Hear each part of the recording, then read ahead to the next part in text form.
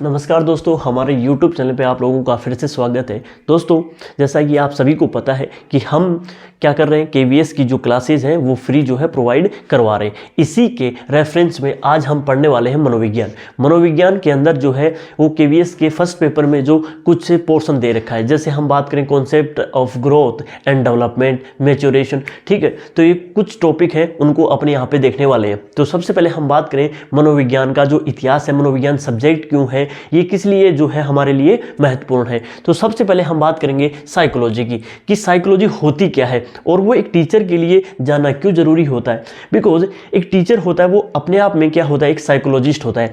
वो बच्चे की जिस प्रकार का बच्चा होगा उसके अकॉर्डिंग जो उसको नॉलेज जो है प्रोवाइड करवाएगा। जैसे हम बात करें, एक बच्चा होता है वो कमजोर भी हो सकता है और इंटेलिजेंट हो सकता है, तो उनके अकॉर्डिंग जो है हमें क्या देनी होती है, एजुकेशन देनी होती है।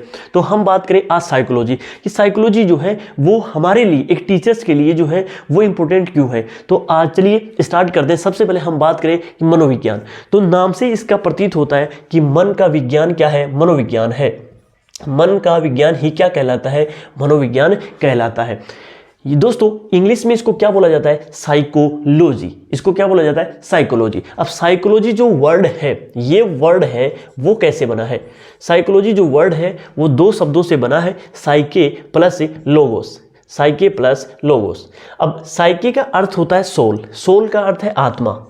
हमारी जो आत्मा, हमारे शरीर के अंदर क्या बताते हैं कि हमारे शरीर में क्या है, एक आत्मा है। तो उस आत्मा का अध्ययन करना, लोगोस का अर्थ क्या होता है, साइंस या अध्ययन करना, ठीक है, एक लर्निंग होती है।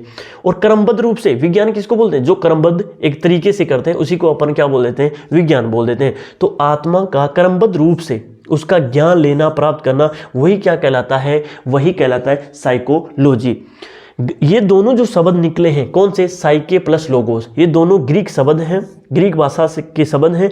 और इनका दोनों का कमांड रूप से क्या मीन्स होता है, मन का अध्ययन करना। यानी कि हमारा जो मन है, मस्तिष्क है, उसी का अध्ययन करना क्या कहलाता है, मनोविज्ञान कहलाता है।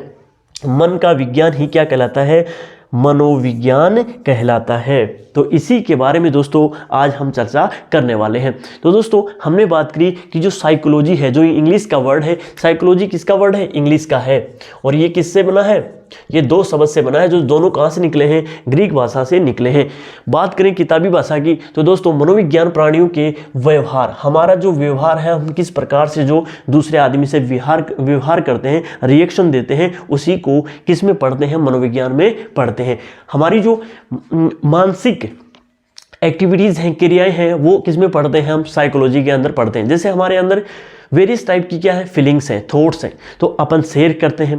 किस प्रकार से हम कोई घटना होने के ऊपर जो है रोते हैं, अवसाद होता है, ठीक है, तो हम कई बार डिप्रेशन में चले जाते हैं। तो ये वेरियस जो है मेंटलिटी, यानी कि मेंटल के रेफरेंस में जितनी भी जो एक्टिविटीज़ होती हैं वो उनका देना हम काम करते हैं, साइकोलॉजी के अंदर करते हैं।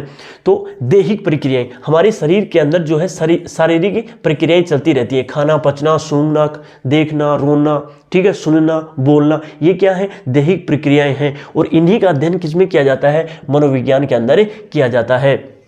तो दोस्तों मनोविज्ञान का बेसिक अर्थ क्या हो गया, मन का विज्ञान। मनोविज्ञान अध्ययन का वह शाखा है जिसके अंदर किसका अध्ययन किया जाता है, मन का अध्ययन किया जाता है। अब दोस्तों हम बात कर रहे थे कि ये दो शब्दों से मिलकर बनी हुई है। जैसे अंग्रेजी के साइकोलॉजी शब्द से जो है वो बना है। और साइकी का अर्थ क्या होता है, साइकी का अर्थ क्या है, ये है आत्मा। और लोगस का अर्थ क्या है, लोगस का अर्थ है अध्ययन करना, लोगस का अर्थ है अध्ययन करना।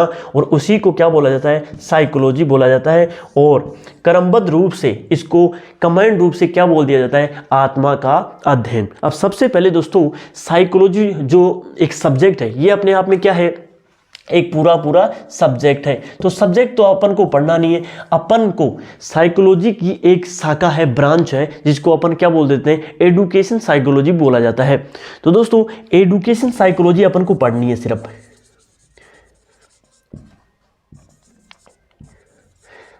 साइकोलॉजी जो है वो अपन को पढ़नी है। ये किसकी एक ब्रांच है, किसकी? साइकोलॉजी की। तो सबसे पहले हम बात करें कि थोड़ी साइकोलॉजी को ही जान लेते हैं। इसका हिस्ट्री कहाँ से हुआ है, कैसे पनपी है, क्या एकदम से इसको मनोविज्ञान या साइकोलॉजी बोलने लग गए? तो इसका अपन थोड़ा सा ब्रीफ में क्या देख लेते हैं, हिस्ट्री भी देख लेते हैं।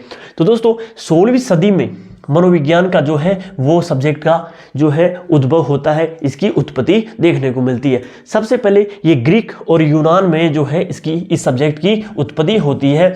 यहाँ पे आत्मा का अध्ययन सबसे पहले किया जाता है, किनके द्वारा? तो यहाँ पे जो है कई जो मनोवैज्ञानिक हुए हैं उन्होंने इनके ऊपर, आत्मा के ऊपर जो है अध्ययन शुरू किया था। सबसे पहला नाम आता है सुकरात का। सुकरात का शिष्य है प्लेटो और प्लेटो का शिष्य है अरस्तु।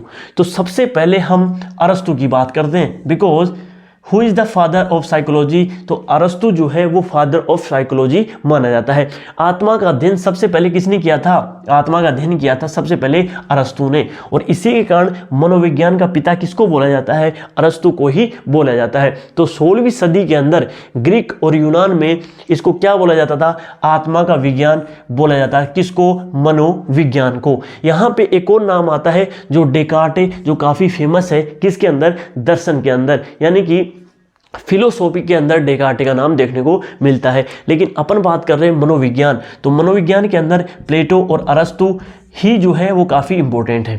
फिर दोस्तों थोड़ी सी तरक्की होती है, आत्मा से जो चीज़ें हैं वो निकलकर 17वीं और 18वीं शताब्दी में जो है वो थोड़ी सी चेंज हो जाती हैं।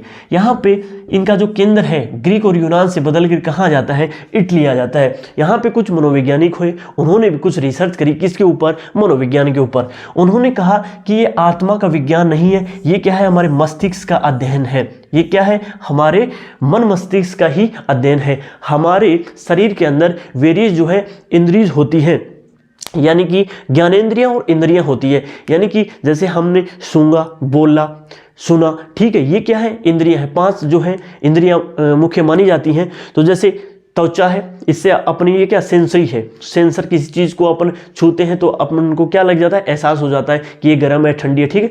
तो ये क्या है? ज्ञानेंद्रियों का अध्ययन ही 17वीं शताब्दी में जो है इसको मनोविज्ञान को बताया, ठीक है। और ये ज्ञानेंद्रियां किसको संचालित करती है? हमारे मन को संचालित करती हैं, और इसी को क्या कहा जाता है? मन कहा जाता है। जो इन इंद्रियों को कंट्रोल करता है उसी को क्या कहा जाता है? मन कहा जाता है।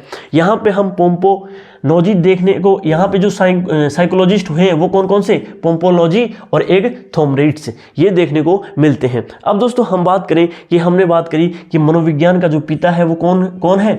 अरस्तु जो है वो इसका पिता माना जाता है। इसके बाद में दोस्तों हम बात करेंगे कि 18वीं सदी के बाद में जो है वो मनोविज्ञान में कहाँ तक अध्ययन हुआ है।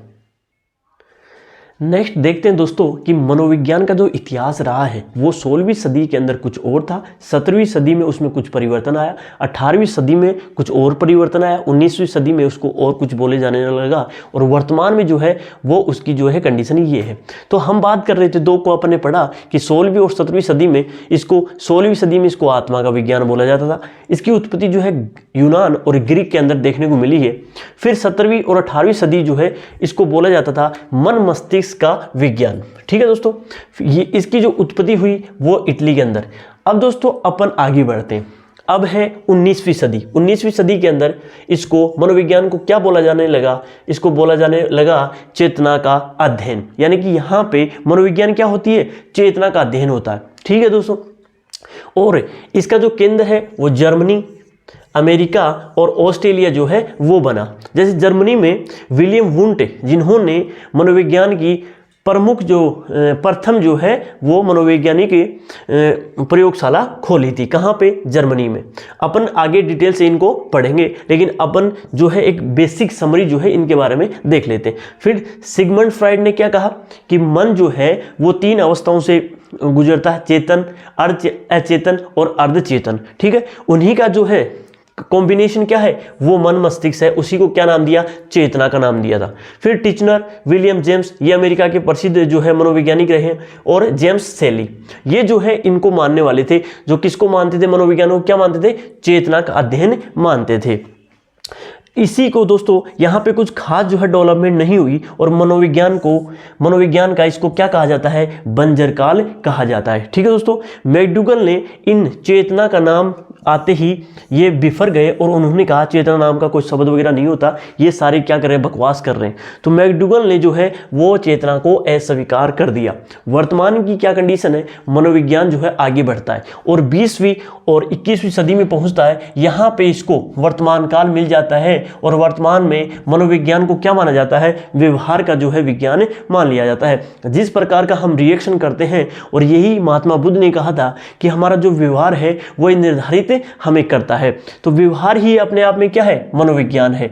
20वीं सदी में जो है वो मान्य है और इसी को क्या कहा जाता है, व्यवहार का विज्ञान, जो वर्तमान काल भी चल रहा है। इसको मानने वाले जो हैं वो है वॉटसन, एक है वुडवर्थ और एक स्किनर और एक है मैकडूगल।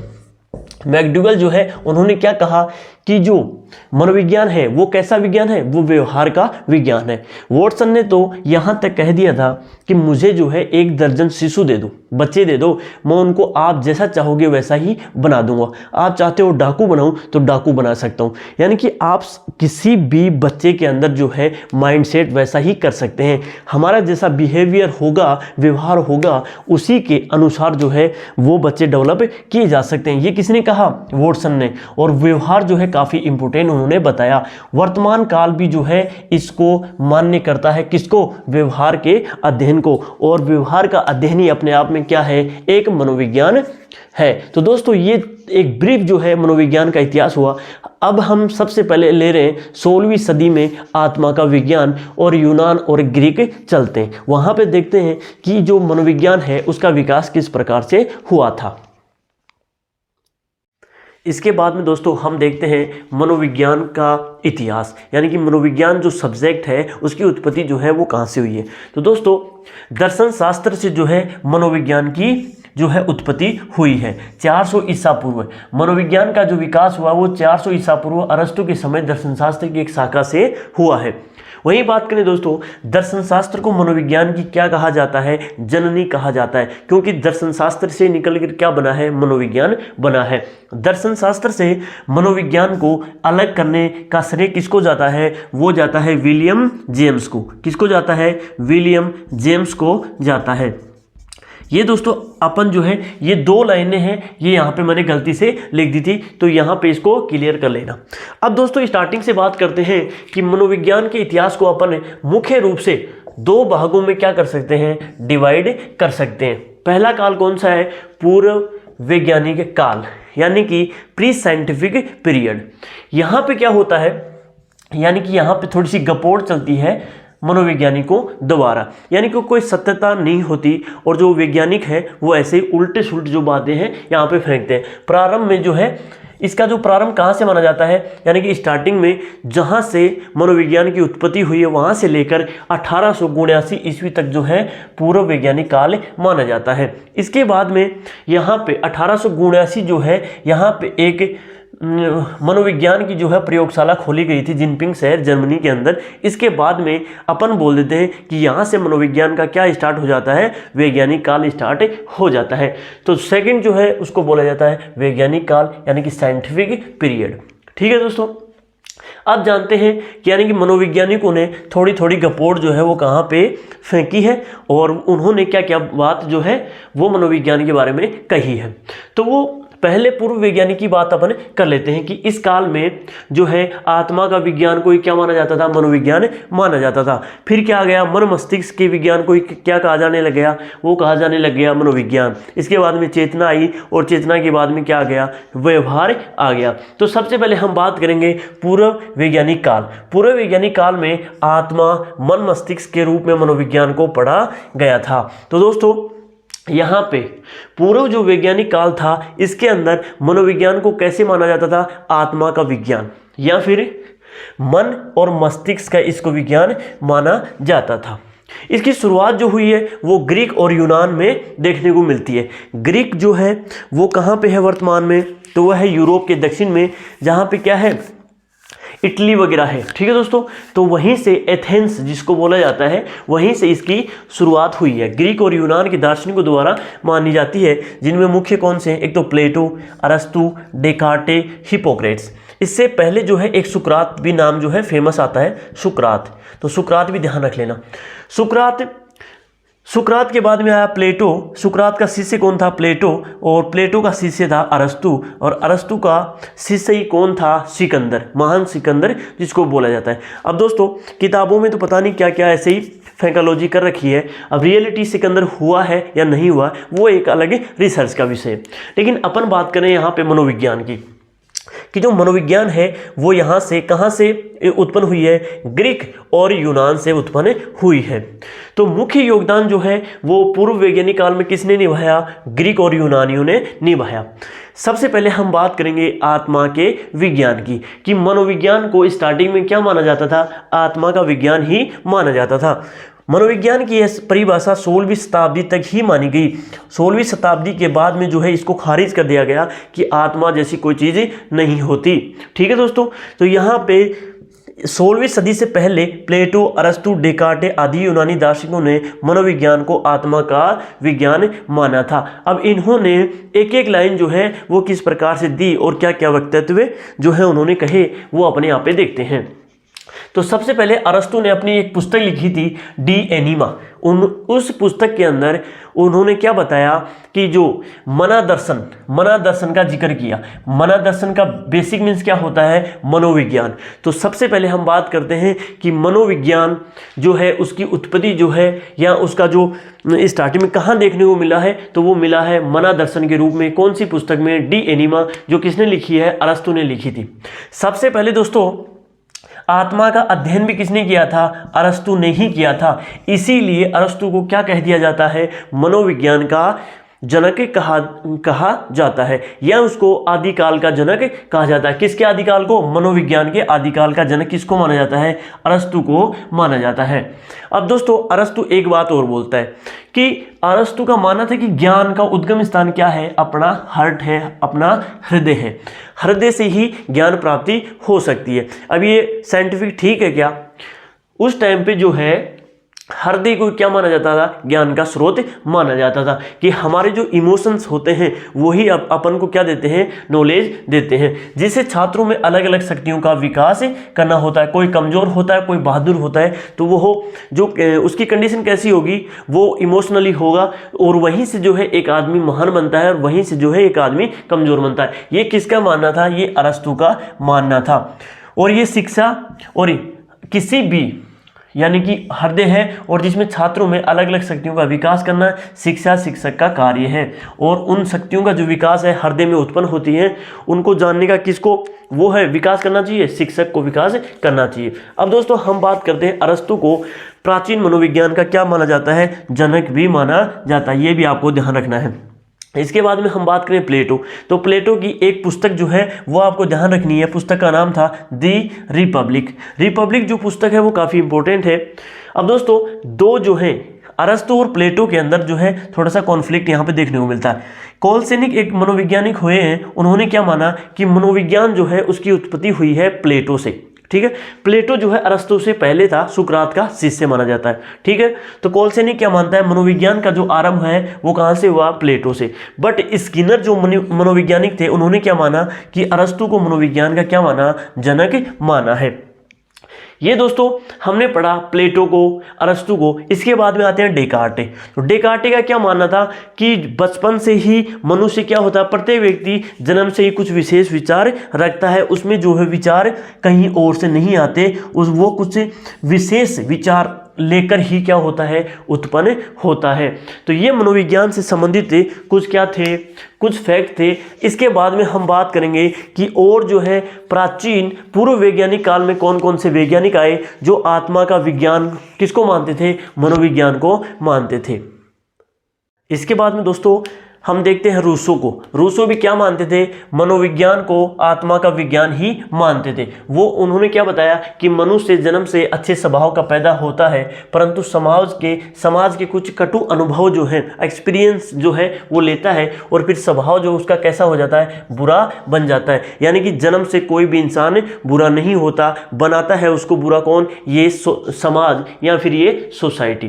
तो वो रूसो का मानना था। और क्या मानना था? मनुष्य स्वतंत्र पैदा होता है लेकिन विभिन्न बंधनों में जकड़ा हुआ रहता है। ये कौन मानते थे? रूसो मानते थे। अब दोस्तों ये सही बात है, क्योंकि इंसान जो है, आप देखो, आप इंसान नंगा ही पैदा हुआ है और नंगा ही मर जाएगा, लेकिन फिर भी उसको जो है इतनी टेंशन, इतनी चिंताएं और इतना जो है वो आतंकवादी पूरी लाइफ में बना रहता है। देखिए, धार्मिक संगठनों में जाना, ठीक है, जातियों को मानना, ठीक है, ये क्या है? ये झगड़ा नहीं तो है, परिवार को छोड़ नहीं सकता, ये चीज़ें सारी क्या है? बंधन ही है। तो इंसान जो है स्वतंत्र पैदा होता है लेकिन वो पूरी जिंदगी जो है वो बंधनों से निकालता है। ये कौन मानते थे? रूसो। और रूसो जो है आत्मा का विज्ञान ही किसको मानते थे? मनोविज्ञान को मानते थे। अब दोस्तों इनका जो है कर्म जो है वो आपको ध्यान रखना है कि सुकरात जो है पहले मनोवैज्ञानिक थे जिन्होंने आत्मा के ऊपर जो है वो काम किया था। उनकी एक विधि फेमस है प्रश्नोत्तर, यानी कि प्रश्न करेंगे उसके बाद में उसका उत्तर होगा। तो सुकरात जो है 469 से 399 ईसा पूर्व जो है इसका कार्यकाल जो है देखने को मिलता है। सुकरात के शिष्य देखने को मिलते हैं प्लेटो। प्लेटो के शिष्य थे अरस्तु। तो ये काफ़ी जो सीक्वेंस है ये आपको ध्यान रखना है। प्लेटो का कार्यकाल 428 से 347 ईसा पूर्व देखने को मिलता है। और प्लेटो की एक फेमस पुस्तक है जिसका नाम है द रिपब्लिक। ठीक है दोस्तों, इसके बाद में अपन बात करें अरस्तु की। तो अरस्तु जो है 384 से 382 ईसा पूर्व जो है इसका कार्यकाल देखने को मिलता है। इन्होंने फेमस जो पुस्तक है डी एनिमा, जिसके अंदर क्या है? मानव दर्शन जो है शब्द आया था, और इन्हीं के शिष्य जो है महान सिकंदर को बताया जाता है। तो दोस्तों ये जो है सीक्वेंस है आपको ध्यान रखना है। इसके बाद में आते हैं रूसो, जो अपन पढ़ रहे थे। उन्होंने एक ईमाइल पुस्तक लिखी थी, सोफी की कहानी उसमें बताई थी। सोफी की कहानी की बात अपन नेक्स्ट जो है वीडियो में करेंगे।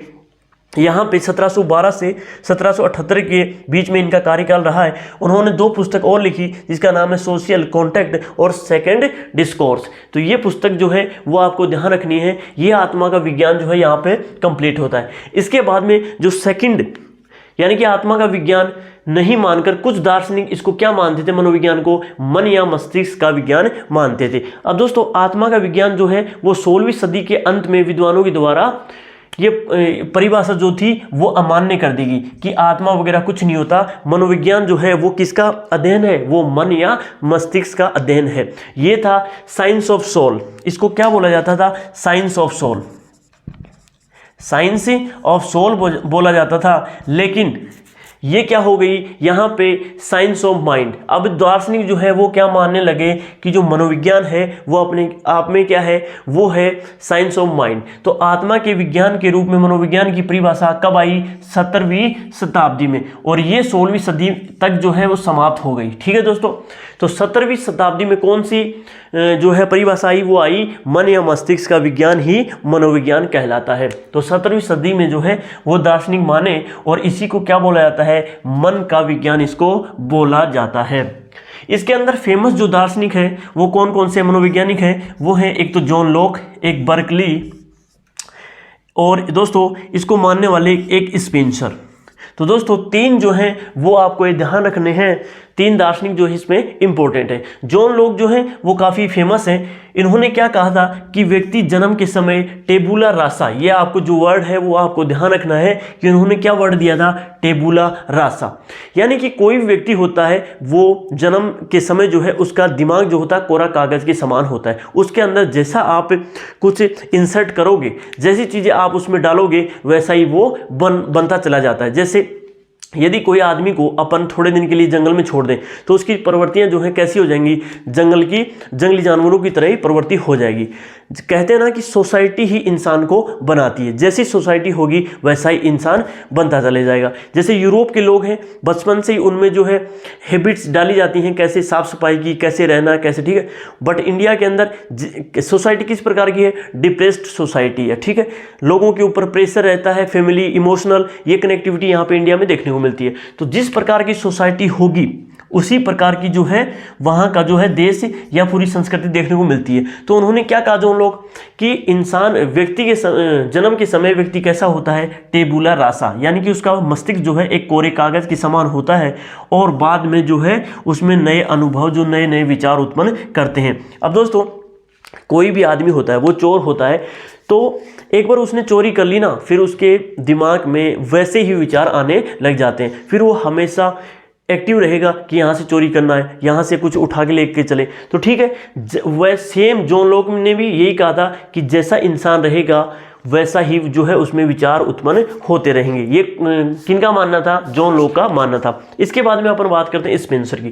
तो स्पेंसर क्या कहते हैं कि मनुष्य में जन्म से ही स्वार्थता, यानी कि स्वार्थी प्रवृत्ति का जो होता है वो जन्म से ही होता है। उसमें स्वार्थ जो है सोसाइटी नहीं डालती, वो स्वार्थी होता ही है, और आक्रमणशीलता उसमें देखने को मिलती है, यानी कि वो जो है आक्रामक रहता है, एक दूसरे को मारना, कूटना, छीनना, झपटना, ये किसमें प्रवृत्ति जो है जन्मजात ही देखने को मिलती है। ये गुण उसमें होते हैं जो समाज द्वारा नियंत्रित कर लिए जाते हैं। अब दोस्तों वैज्ञानिक भी जो है, अब देखो स्पेंसर के साथ जैसी घटना घटी उन्होंने वैसी एक्सप्लेन कर दी, वहीं पे जॉन लॉक ने जैसी कंडीशन खुद के साथ देखी वैसी उन्होंने एक्सप्लेन कर दी। तो ये जरूरी नहीं है जो ये बात बोल रहे हैं वो एकदम फैक्ट है, सही है, ये जरूरी नहीं है। ये अपने अपने यहाँ पे क्या कर रहे हैं, अनुभव शेयर कर रहे हैं। अब देखो जॉन लॉक क्या मान रहे थे कि टेबुला रासा जो है वो एक कोरे कागज के समान होता है, सोसाइटी जो है वैसे ही विचार, जैसे सोसाइटी में इंसान रहेगा वैसे विचार उसके बनते जाते हैं। लेकिन स्पेंसर क्या बोलता है कि ये जो गुण होते हैं स्वार्थी, आक्रमणशीलता, ये उसमें जो है जन्मजात होते हैं,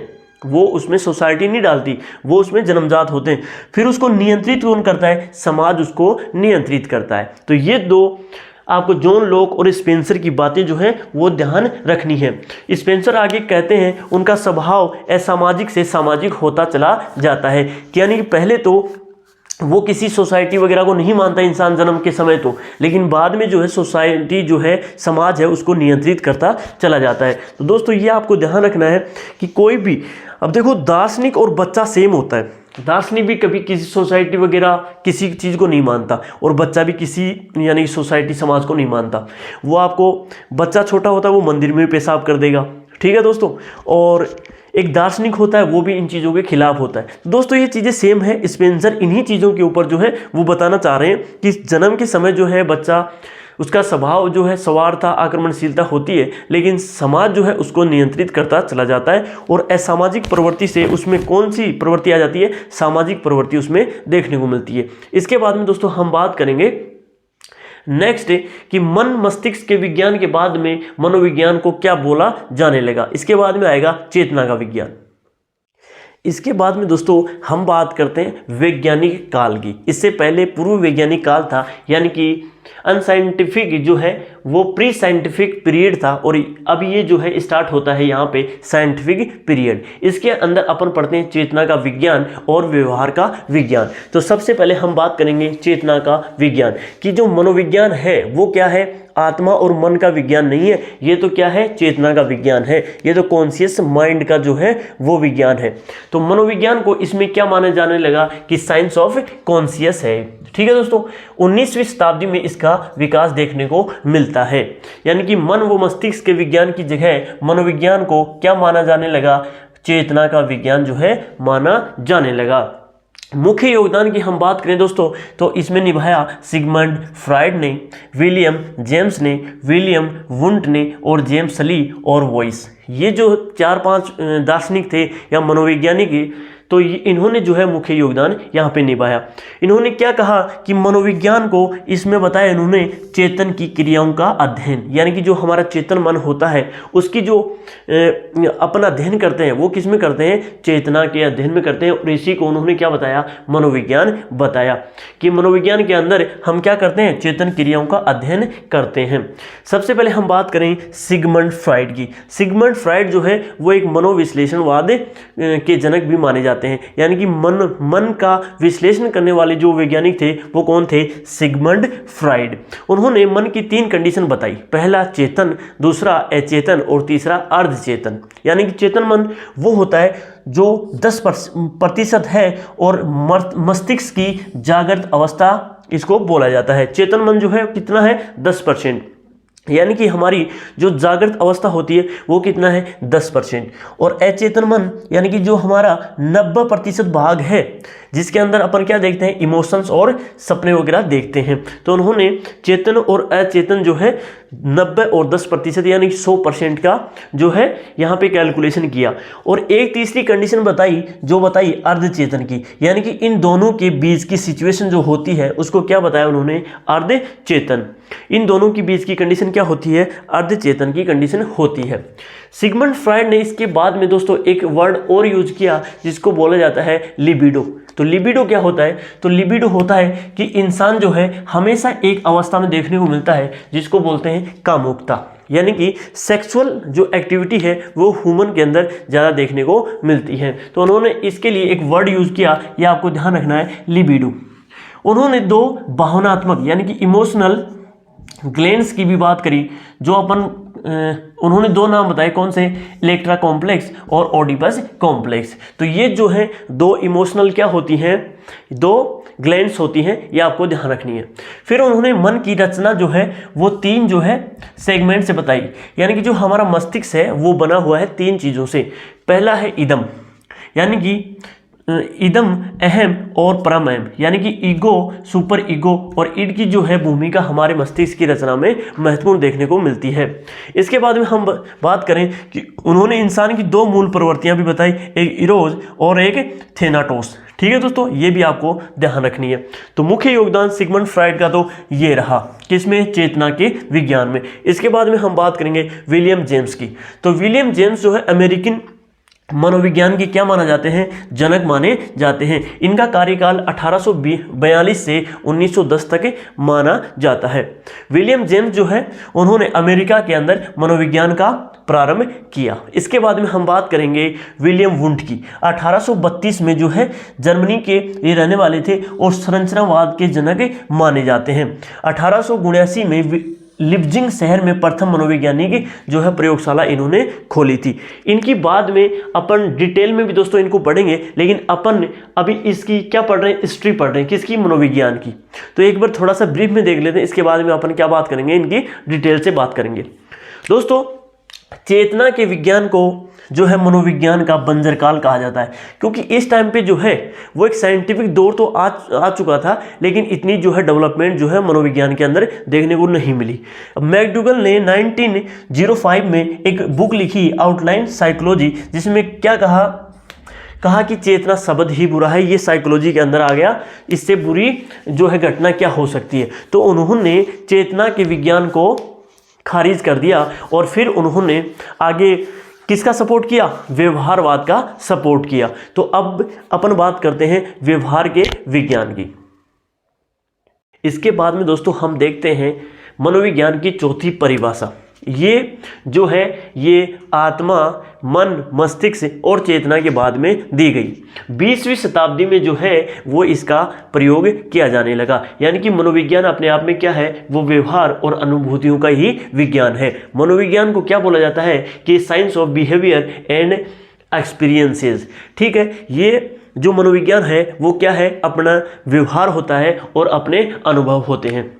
तो दोस्तों इसको 20वीं शताब्दी के अंदर जो है वो स्वीकार किया गया। मनोविज्ञान को व्यवहार के विज्ञान के रूप में भी जाना जाता है। इसको सपोर्ट करने वाले वुडवर्थ, स्किनर, मैकडूगल और वॉटसन, थॉर्नडाइक और पावलो माने जाते हैं। इन्होंने जो है वो इस विज्ञान को या इस शाखा को जो है ये परिभाषा जो है इन्होंने स्वीकार करी है कि जो मनोविज्ञान है वो आत्मा का विज्ञान नहीं है, वो मन, मस्तिष्क या चेतना का विज्ञान नहीं है। वो कैसा विज्ञान है, वो अपने व्यवहार और अपने जो एक्सपीरियंस या फिर अपने अनुभव होते हैं उन्हीं का विज्ञान है।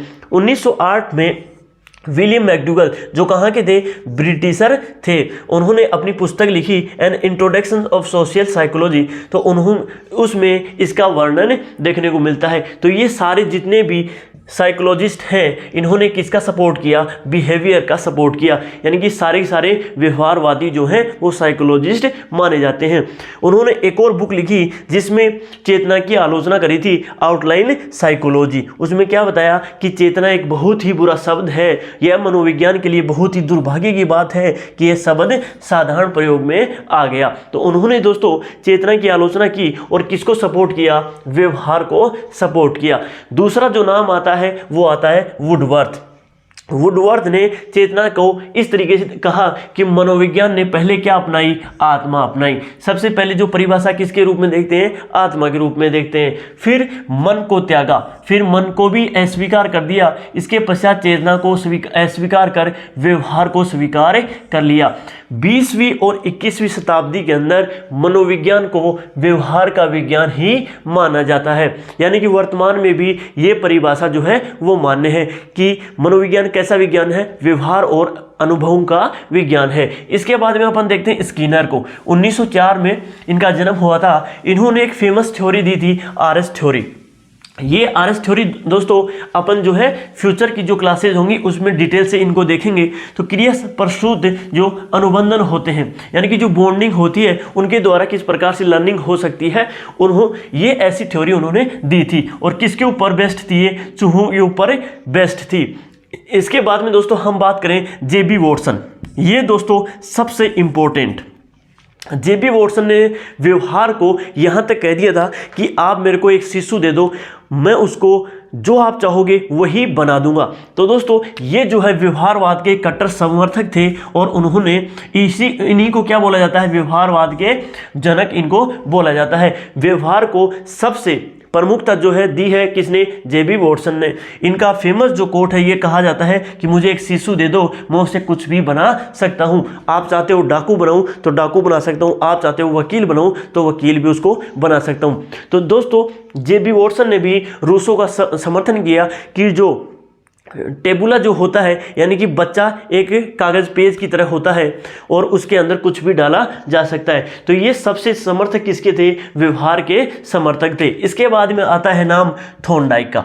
ये यूएसए के थे। 1974 में इनका जन्म हुआ। इन्होंने अधिगम प्रक्रिया, यानी कि जो लर्निंग प्रोसेस होती है उसके बारे में लिखा था और उन्होंने एसआर थ्योरी दी। दोस्तों यहाँ पे जो है स्किनर ने दी थी आरएस थ्योरी और थॉर्नडाइक ने दी थी एसआर थ्योरी। तो दोनों में डिफरेंस जो है वो देख लेना आप। अधिगम संबंध सिद्धांत, यानी कि जो लर्निंग बॉन्डिंग सिद्धांत दिया था वो किसने दिया था? थॉर्नडाइक ने दिया था। सबसे पहले पशुओं का प्रयोग साइकोलॉजी के अंदर किसने किया था? थॉर्नडाइक ने किया था। तो दोस्तों हम बात कर रहे हैं कि चार जो है हमने इनकी परिभाषा देखी मनोविज्ञान की। पहली आत्मा का, फिर मन मस्तिष्क का, इसके बाद में चेतना का, और ये जो फाइनल है व्यवहार और अनुभूतियों का विज्ञान जो है ये यहाँ पे कंप्लीट होता है।